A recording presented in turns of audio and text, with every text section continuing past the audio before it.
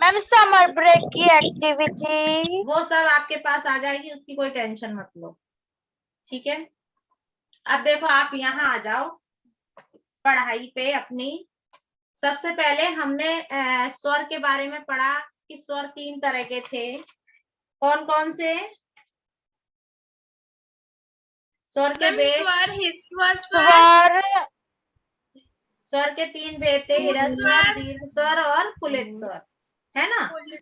हाँ, तो ह्रस्व में छोटे, जो छोटा आ, छोटी, छोटा ऊ, री ऐसे आएंगे। दीर्घ में बड़े आ जाएंगे और कुलित में जिनमें ज्यादा टाइम लगता है वो स्वर आएंगे। फॉर एग्जाम्पल जैसे अरे हाँ, ओम, ठीक है। अब उसके बाद फिर हमने पढ़ा था कि व्यंजन, व्यंजन के भेद पढ़े थे हमने। तो जिसमें हमने व्यंजन के 3 भेद पढ़े थे, एक स्पर्श व्यंजन, दूसरा अंतःस्थ व्यंजन, तीसरा ऊष्म व्यंजन। ऊष्मा व्यंजन। हाँ, तो स्पर्श व्यंजन में का खा गा घा ये सब आ जाएंगे। अंतःस्थ व्यंजन में कितने व्यंजन बताए थे? 4, य, र, ल, व। हाँ, गुड। फिर ऊष्म ऊष्म व्यंजन में कौन कौन से बताए थे? श, स, श, श, स, ह। मतलब 3 तरह के शा और हा, ये ऊष्म व्यंजन में है, ठीक है। हमें याद रहेगा, हम रटने की कोई बात ही नहीं है कि 3 तरह के जो शा है और हा है वो ऊष्म व्यंजन में। इतना चैप्टर हमारा बिल्कुल क्लियर हो गया था। अब उसके बाद आपका चैप्टर में है बच्चों आयोग वाह। तो हमने पढ़ा कि आयोग वाह वो स्वर होते हैं जिनको ना स्वर में गिना जाता है ना व्यंजन में गिना जाता है, ठीक है। आयोग वाह में हमने अंग और आहा यही शब्द पढ़े थे।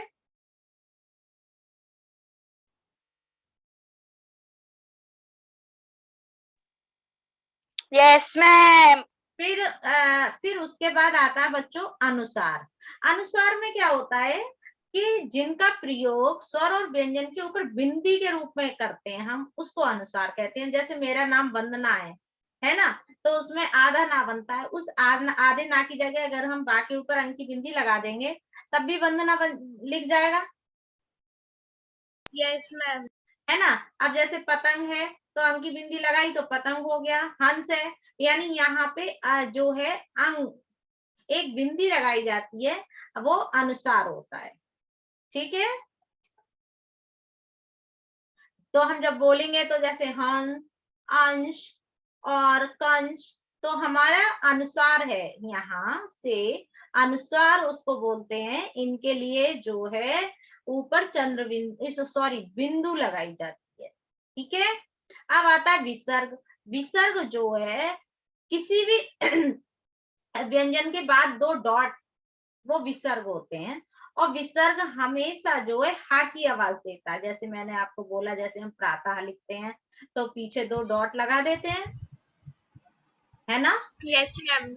ऐसे ही हम नमन लिखते हैं, हाँ, तो वहां पे हम पीछे डॉट लगाते हैं। अतः, प्रातः, नमन, तो यहाँ पे डॉट लगाते हैं ना हम लोग, तो वहां पर हा की आवाज भी आती है।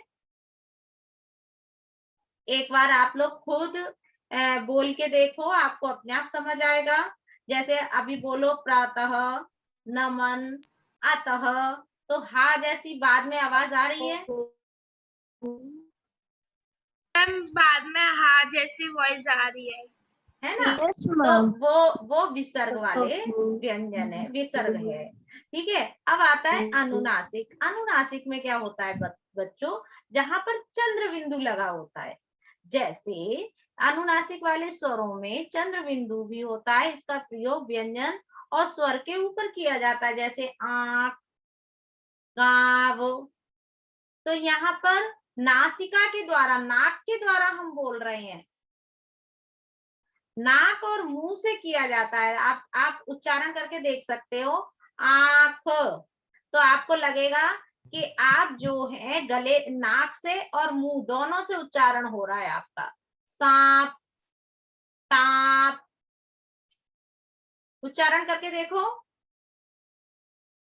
तो अनुनासिक में जो है मुंह से और नासिका यानी नाक से, दोनों से उच्चारण होता है। रिपीट करो एक बार, आंख, नाक, आ कान, ना टांग, तो सांप। तो आपके तो आपके कहाँ से आवाज आ रही है?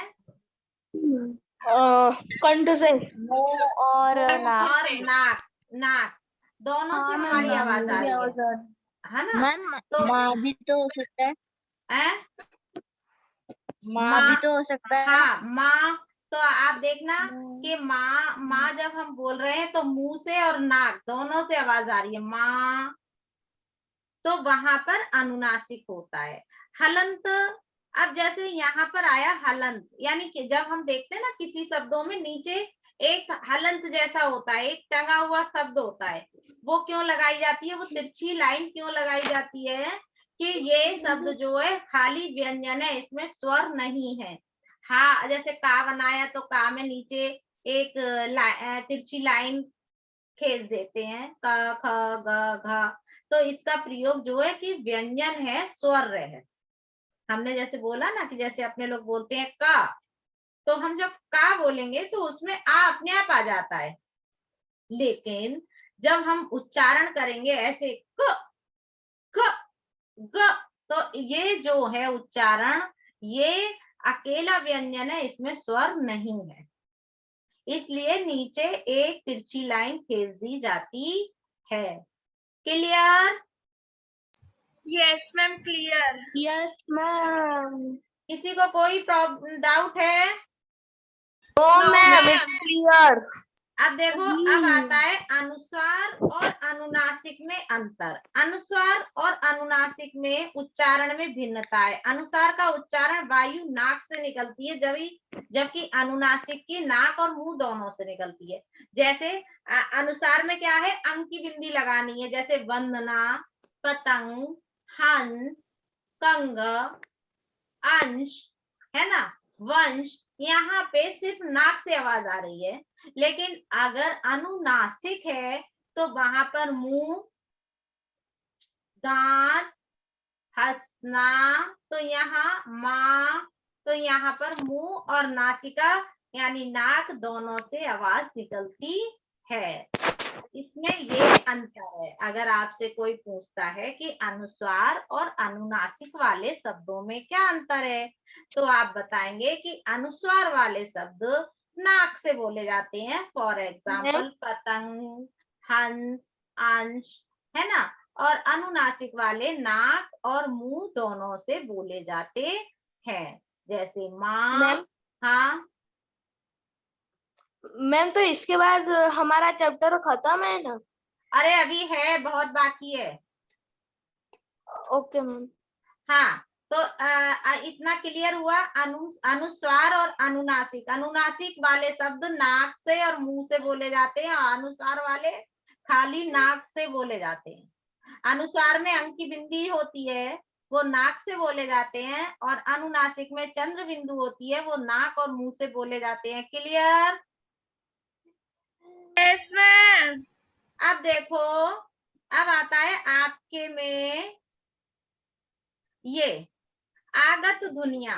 कुछ शब्द ऐसे होते हैं जो अंग्रेजी यानी विदेशी भाषाओं से दिए गए हैं, जैसे डॉक्टर है, बॉल है, उर्दू या उर्दू से फारसी, मतलब हिंदी भाषा के अलावा के कुछ शब्दों का प्रयोग होता है, तो उनमें हम ऊपर जैसे डॉक्टर होता है तो ऊपर वो लगाते हैं ना, चंद्र बिंदु नहीं लगाते, खाली एक लाइन खींचते हैं ऊपर। जैसे यहाँ लिखा हुआ देखा है आपने, देखो ये दिख रहा है। Yes ma'am. हिंदी भाषा में अनेक विदेशी शब्द का उनके मूल रूप होता है, जैसे डॉक्टर, ये विदेशी शब्द है। इनमें विदेशी शब्दों में उर्दू के शब्द भी हो सकते हैं, फारसी के, अंग्रेजी के, जापानी के, कोई भी भाषा, उसको विदेशी भाषा ही कहेंगे। वॉल, सजा, जरूर, तो ये इन शब्दों में अपनाए गए शब्दों का उच्चारण मूल रूप बनाए रखने के लिए हिंदी ध्वनियां विकसित की गई, जैसे ओआ। तो यहाँ पे ओआ ध्वनि का प्रयोग अंग्रेजी के ठीक उच्चारण के लिए किया जाता है। और यहाँ पर जैसे हम लिखते हैं वॉल, हॉल, तो यहाँ पे जो है हम चंद्र बिंदु बिंदु नहीं लगा के सिर्फ एक चंद्र जैसा लगा देते हैं, बस इसमें इतना ही है। फिर नुक्ता, नुक्ता वाले शब्द समझते हो? अरे जिसमें नीचे वो रेफ वो लगाया जाता है, फाकी जैसे जरा, जिसमें जाके डॉट लगाया जाता है। हाँ, नीचे की साइड में, उनको नुक्ता वाले शब्द कहा जाता है। यस जैसे मैम।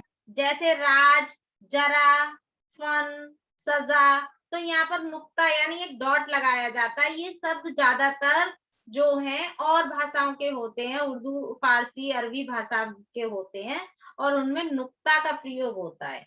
ठीक है, ये वो शब्द है। फिर उसके बाद आता है रा वाले शब्द। बच्चों आपने देखा होगा रा का कई तरीके से प्रयोग होता है।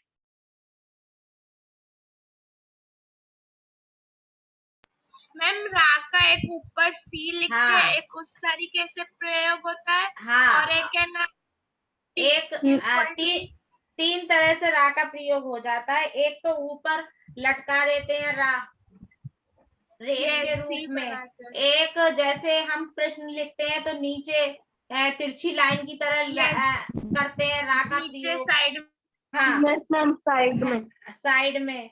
और एक जगह हम उसको क्या करते हैं, जैसे ना जैसे हमने ट्रक लिखा, ड्रम लिखा, तो जैसे ए बिल्कुल बड़ी वाली ए जो बनती है उसके हिसाब से बिल्कुल छोटा सा हम बनाते हैं, तो उस तरीके से उसका प्रयोग होता है। जैसे कि रा का एक तो प्रयोग ही ऊपर लटका हुआ है, जैसे कर्म, धर्म, पर्व, तर्क, ये रा का प्रयोग है। एक दूसरा प्रयोग देखिए, मैम दूसरा प्रयोग प्रकाश, प्रेम। हाँ जैसे यहाँ पे रा को रेफ के रूप में प्रकाश, प्रेम, भ्रम, भ्रमण, ग्रहण, ग्राम, इस तरीके से प्रयोग करते हैं। तीसरा प्रयोग जो होता है ऐसे होता है, जैसे यहाँ पर है टा प्लस रा, तो ट्रेन, ट्रक, ड्रम। हाँ, तो इस रूप में पदेन के रूप में, यानी नीचे जो है उसमें कैसा होता है, बिल्कुल छोटा सा लटकाया हुआ रा दिखाई देता है, तो उसमें रा का प्रयोग होता है।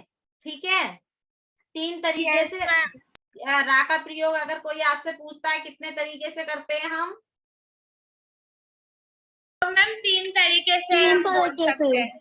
एक ऊपर रेत की तरह ऊपर लटका हुआ जो रा होता है, धर्म है, कर्म है, पर्व है। और प्रश्न के नीचे जो लगाते हैं, और प्रेम के नीचे वो साइड में।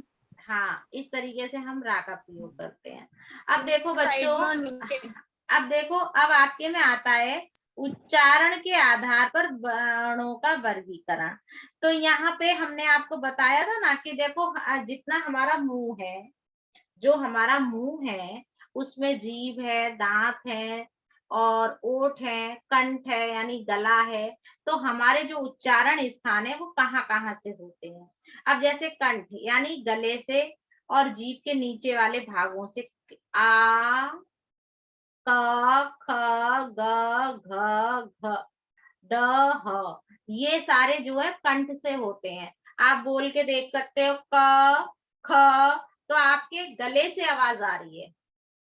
फिर आप तालू से देखो, मुंह के अंदर ऊपरी भाग से ई, ई, ऐसे ही जीभ और तालू से मिलकर च, छ, ज, छ, तो आप देखना कि आपकी जीभ और तालु मिलकर इन वर्णों का उच्चारण कर रहे हैं। मूर्धा से रीरी, मूर्धा और जीभ से ट, ठ, ड, ढ, जीभ ऊपर नीचे हो रही है। दांत और जीभ से त, थ, द, ध, दांत, जीभ जो है वो दांत पे लग रही है, ता, थ, द, ध, उच्चारण करके देखो, आपको अपने आप पता चल जाएगा। ता, थ, द, ध, बोल के देखो। इसमें जीभ दांत को लग रही है। फिर ओठ से क्या होते हैं, ओठ से ऊ, जब हम ऊ बोलते हैं तो हमारा ओठ जो है गोल हो जाता है, ऊ। यस मैम, ऊ। पा, फा, बा, भा, तो आप देखेंगे ओठ एक दूसरे में मिल रहे हैं।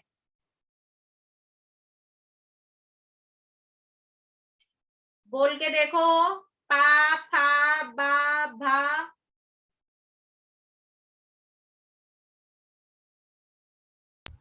यस मैम, सही उच्चारण हो ही रहा है। हाँ, अब देखो यहाँ पर कंठ, तो ये जो है यहाँ पे उच्चारण स्थान है कि हमारे जो व्यंजन है उनका उच्चारण स्थान कैसे है। फिर आता है आपके लिए उच्चारण के आधार पर व्यंजनों का वर्गीकरण। बच्चों, अगर देखो आपको होमवर्क में या कहीं भी कोई क्वेश्चन आए कि उच्चारण के आधार पर वर्णों का वर्गीकरण करो, तो उच्चारण के आधार पे तो आप ये वर्गीकरण कर दोगे, कंठ, तालु, मूर्धा, दांत, ये वाला। और अगर क्वेश्चन आपके लिए ये वाला आए कि उच्चारण के आधार पर व्यंजनों का वर्गीकरण करो, तो आप ये वाला क्वेश्चन लिखोगे। स्पर्श व्यंजन होते हैं, संघोष व्यंजन होते हैं, स्पर्श संघोष व्यंजन होते हैं, नासिक के व्यंजन होते हैं, यानी जो नासिका से बोले जाते हैं। पार्श्वक व्यंजन होते हैं, जो वायु के उच्चारण जब हम उच्चारण करते हैं तो वायु किस तरीके से कौन से स्थान से मिल रही है, वो होते हैं। तो अभी हमारे लिए इतना तो समझ आ गया उच्चारण का कि कहाँ कहाँ से कौन कौन से उच्चारण करते हैं। Yes ma'am. अब देखो इसके आगे एक बात सुन लो, कोई भी कंफ्यूज नहीं होगा। यहाँ पे ऊपर ही लिखा हुआ है उच्चारण के आधार पर वर्णों का वर्गीकरण, यानी आप क्या वर्गीकरण, आपको उच्चारण स्थान के वर्गीकरण है, फिर दूसरा है उच्चारण के आधार पर व्यंजनों का वर्गीकरण। इसको जरा पढ़िए, उच्चारण के आधार पर व्यंजनों का वर्गीकरण। स्पर्शी व्यंजन, स्पर्शी व्यंजन जिन व्यंजनों के उच्चारण में उच्चारण जीभ और ओंठ एक दूसरे के अवयव का स्पर्श मात्र करते हैं। स्पर्श का मतलब समझते हो, छूना।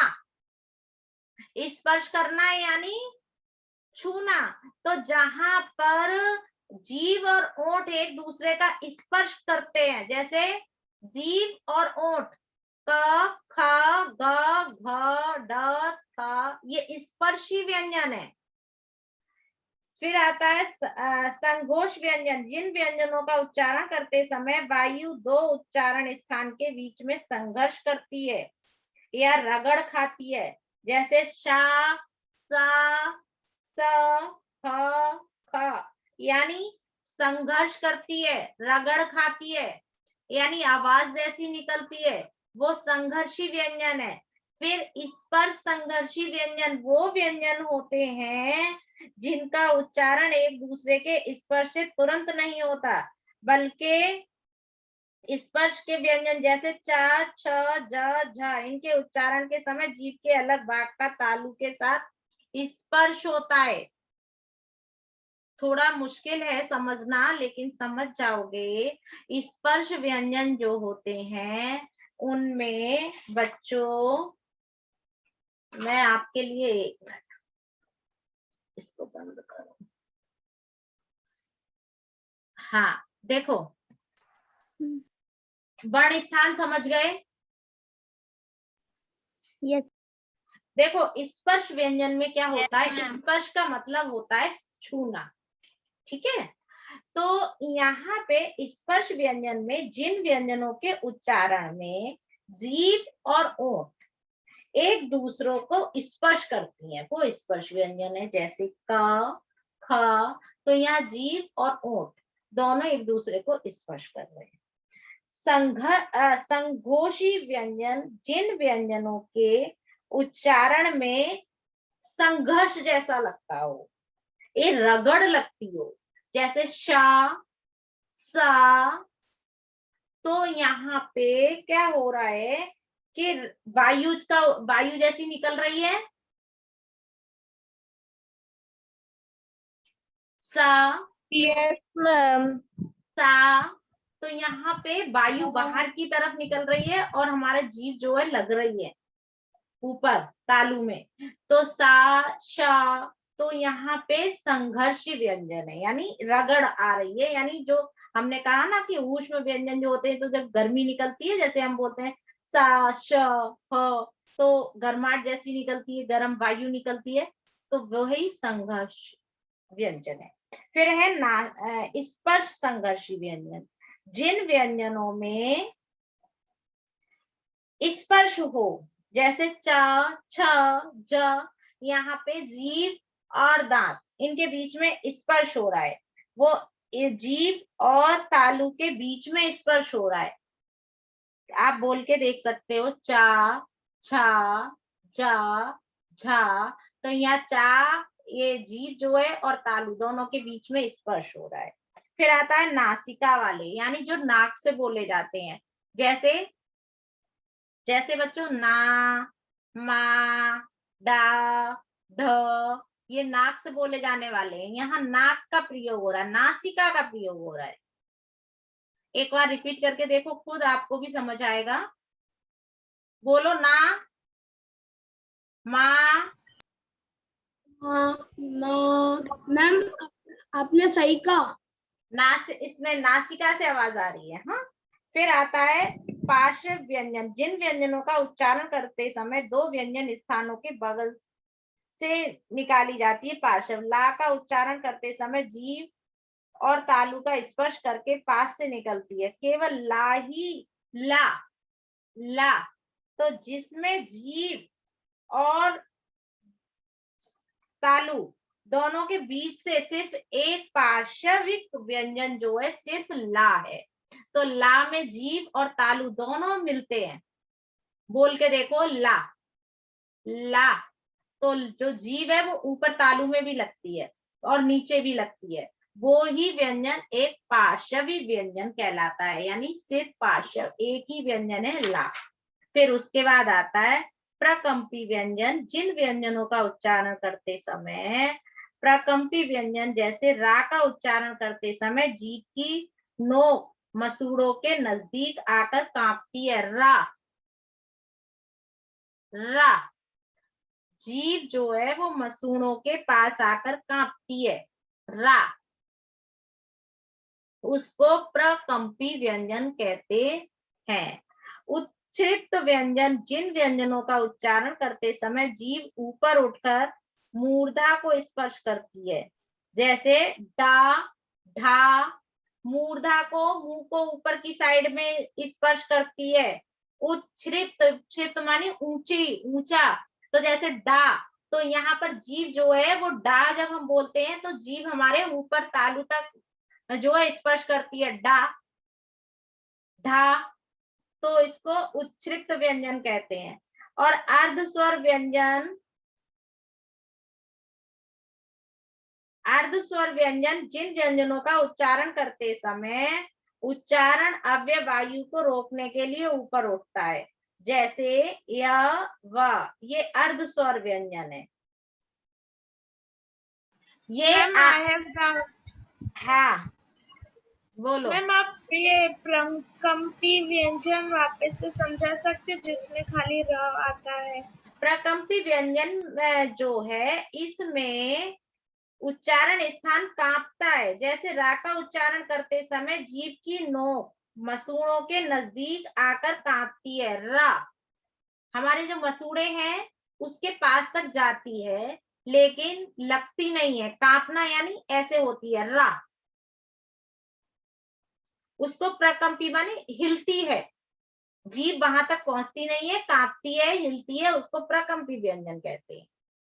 ठीक है, ओके मैम। इनको एक बार पढ़ना, अगर समझ नहीं आएगा, थोड़ा मुश्किल है ये टॉपिक, अगर समझ नहीं आता है तो मैं आपको फिर दोबारा भी एक बार समझा दूंगी, लेकिन आप एक बार पढ़ने की कोशिश जरूर करना। अगर आपके होमवर्क में इस तरीके के क्वेश्चन हो कि उच्चारण के आधार पर व्यंजनों का वर्गीकरण करें, ऐसा कोई क्वेश्चन हो तो आप यही वाला लिखेंगे। आपकी सबकी बुक में है जो मैंने अभी पढ़ाया है वो? Yes ma'am. तो आप लोग कोई भी, किसी को कोई डाउट नहीं होना चाहिए। अगर होगा, कुछ नहीं आएगा, तो जब हमारा फिर पीरियड होगा अगला, तो भी मैं दोबारा सारा पढ़ा दूंगी।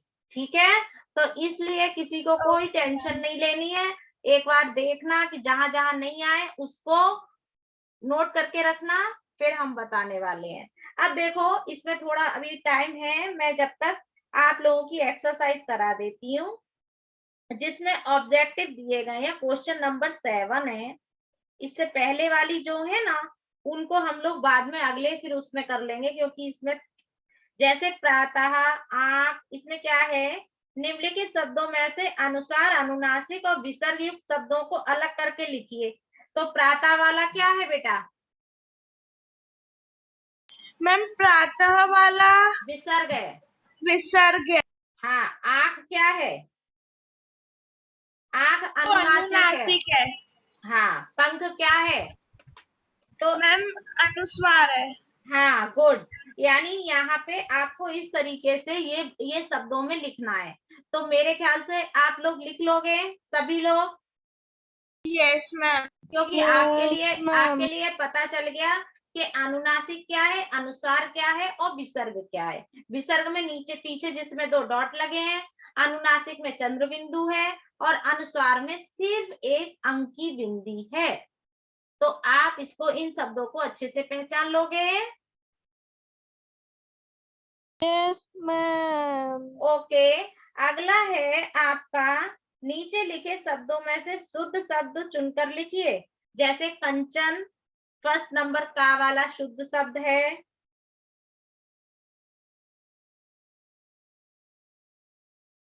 फिर अच्छा एक मिनट इसको छोड़ो, अगला देखो बच्चों, संयुक्त व्यंजन जानते हो आप?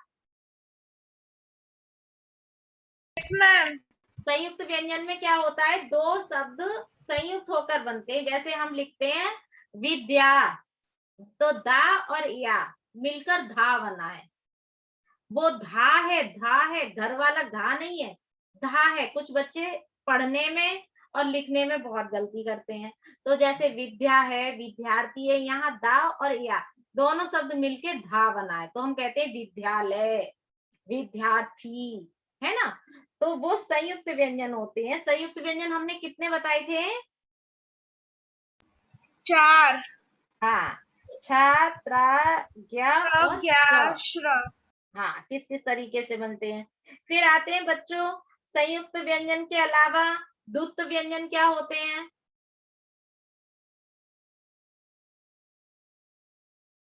अरे बेटा, द्वुत्व व्यंजन तो बहुत इजी है, जहां पर 1 से 2 व्यंजन हो, एक यस आधा मैम। हो एक क पूरा हो। और क। हाँ, यस, तो अब जैसे एक हम का आधा और एक। हाँ, जैसे बच्चा है, कक्का है, धक्का है, का। सिक्का है। तो जहां पर 1 से 2 व्यंजन हो उसको द्वुत्व व्यंजन कहते हैं।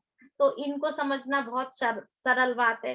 द्वुत्व व्यंजन कोई पूछे आपसे तो आप कह दोगे 1 से 2 व्यंजन हो वो द्वुत्व व्यंजन है।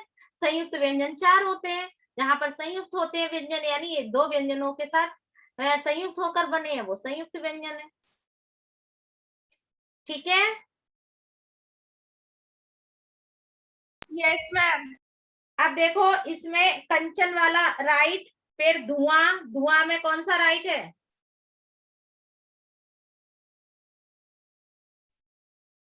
कंचन में फर्स्ट नंबर वाला राइट है, कौन सा राइट है? फर्स्ट नंबर वाला। धुआं में गा नंबर राइट, फिर है संबंध में खा नंबर राइट, फिर फोर्थ में घा, गेहूं नहीं नहीं, गेहूं गा वाला राइट है, गा वाला। फिर संभव का वाला राइट है। फिर आंखें, आंखें, आंखें में कौन सा राइट है?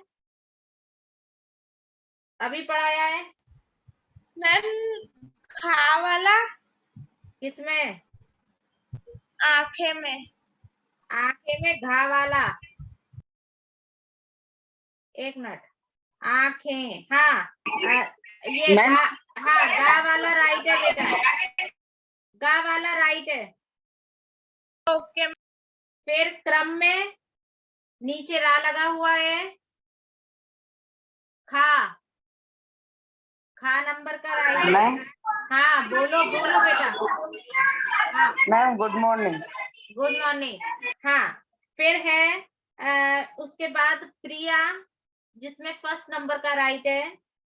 फिर है गर्व, गर्व में ऊपर रा टंगा हुआ है, यस मैम। खा नंबर का।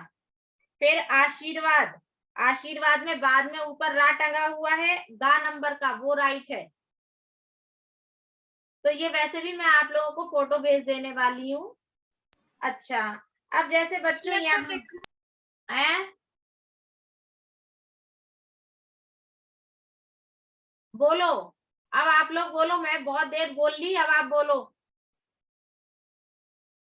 बाकी जो बच्चे हैं उनकी मैं एक्सरसाइज आपको भेज देने वाली हूँ। अभी भी कोई डाउट्स है, कुछ है तो बोलो बेटा फटाफट।